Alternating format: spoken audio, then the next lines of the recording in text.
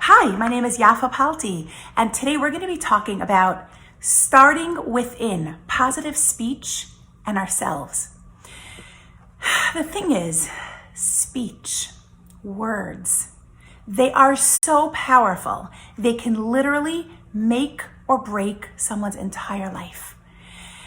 The right word can completely construct someone. The wrong word can completely destruct someone.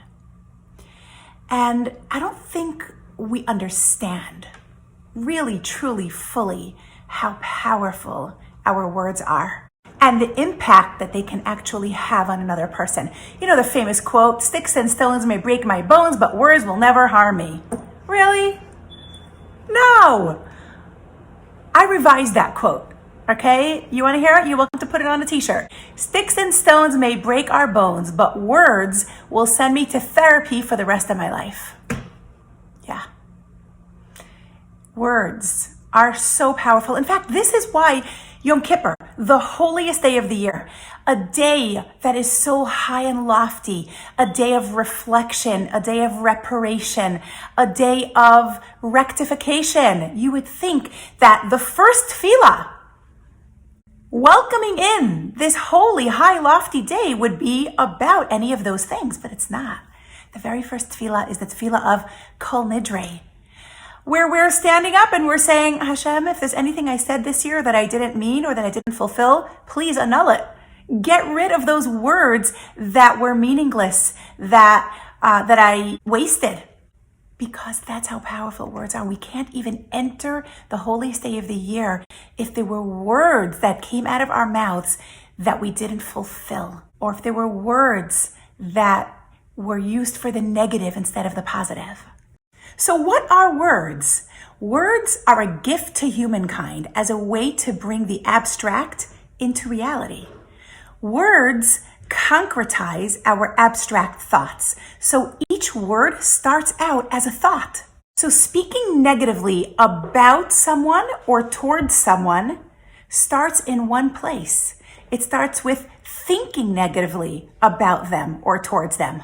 That happens when we focus on the negative in others and on the negative in ourselves. When we feel threatened or insecure within ourselves, that's when we need to knock another person down. That's when we make another person feel small. Now, we're all familiar with the famous mitzvah, "V'yahavta l'reacha kamocha," you have to love another person the way you love yourself. What is love? So let's define love right now. Love is a commitment to focus on another person's virtues and not on their shortcomings. But it's not just about focusing on it. Love is a commitment to define the person by their positive traits and not by their negative traits.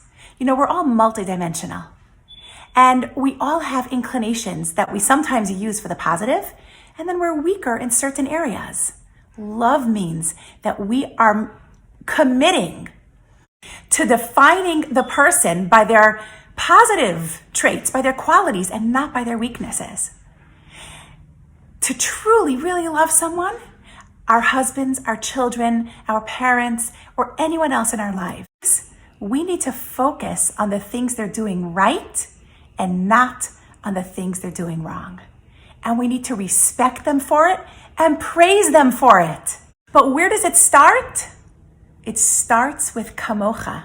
V'ahavta l'reacha kamocha. In order to acknowledge the goodness in others, we first have to acknowledge the goodness in ourselves. We all have things about us that we love, and then we have things about us that we really don't like at all, and we wish weren't there. We have to understand that the way to really, truly love ourselves, love who we are, is by removing the filters that we put up in front of ourselves. We put up these filters of insecurity, filters of comparison, filters of inadequacy, filters of jealousy, and then we don't really get to see who we truly are, the essence of who we are inside. You know who we are? And you know what self-love is? Self-love is not self-obsession. It's not a focus on our needs and desires and all the external parts of ourselves. Self-love, here's how I define it. Self-love is when I see myself the way Hashem sees me. How does Hashem see me? Who am I really? Well, we say it every morning. Elokai neshama shenasata bi tahorahi. Hashem gives us this beautiful, pure soul every single day because that's who we truly are and that's how he sees us. So no matter what you did yesterday, no matter the negativities that you feel within yourself, none of it is negative. Every single part of you was created on purpose, and Hashem gave you all of those traits as an entire package because that is what you need to fulfill your mission in this world, and all of it is beautiful. It's a whole package of the good, the better, and the beautiful. And we need to accept that. And when we can start seeing the goodness in ourselves, then we'll be able to see the goodness in other people. When we are able to see ourselves as a neshama tahora, as a perfectly imperfect human whom Hashem loves exactly for who we are, then we'll be able to see other people as perfectly imperfect humans whom we can love exactly for who they are. Okay, now let's make this practical. Every single day, let's look for and find one positive thing about ourselves, something that we could appreciate and love about ourselves.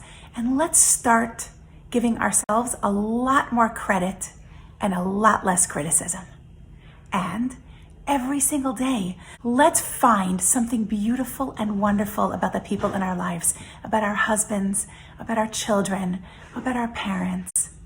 And let's start defining them by those qualities. This is how we cultivate and create a virtuous cycle of love.